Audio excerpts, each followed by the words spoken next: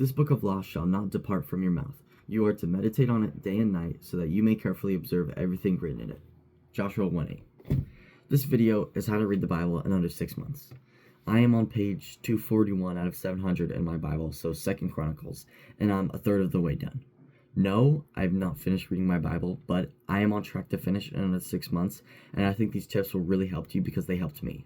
On February 1st, 2026, I finally decided to dedicate myself to reading the entire Bible. I was reading the Bible before, but it was only like 1 or 2 pages, and life would get in the way, and I kept jumping from Genesis to Matthew to Proverbs to Exodus to Mark. I set out to read my Bible every single day and finish in under 6 months. Here's how I did it, or how I'm still doing it. So, how you're going to mathematically finish your Bible in under 6 months is you take the number of pages your Bible has, so go all the way to Revelations, all the way to the end, and you multiply this number by 0.00565. And so if your number is something like 7.345, round down to 7, it'll only be the difference of about 9 days. So you're going to get a number.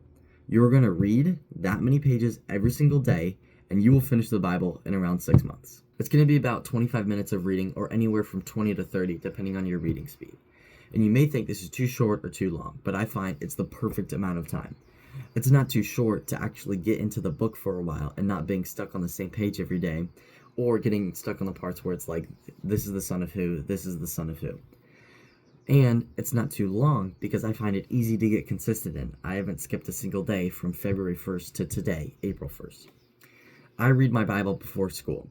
So my morning routine is I wake up, gratitude journal, meditate, work on this channel for 60 minutes, eat food, and read my Bible for 25 minutes, get ready for school, and go to school. You don't have to wake up at 5 a.m. I just do it for this channel. But you do need to have a scheduled time where you read the Bible at that time every single day.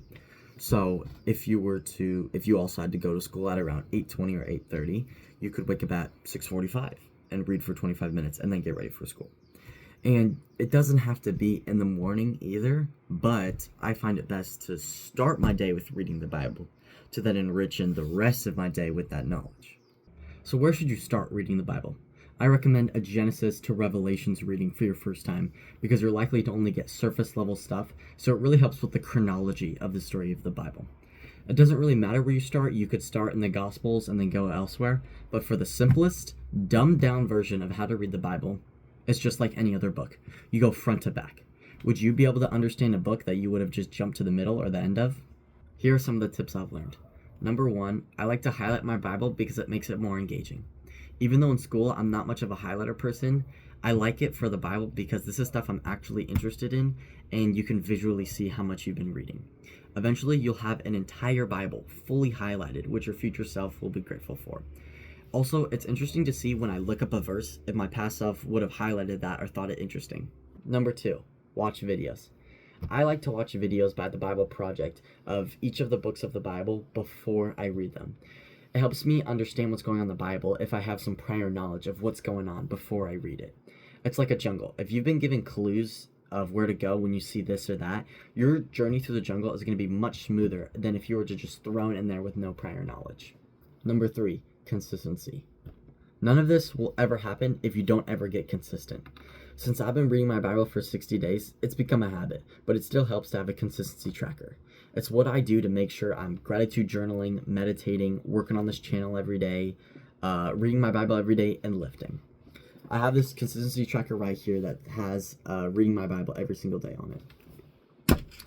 Consistency trackers are great because they make it mathematically possible. You don't have to have a very strong belief in yourself in order to make progress. You just have to show up every day, make sure you check off that box, and the math says that you will be able to accomplish your goals. The math says I'll be done with my Bible in 4 months.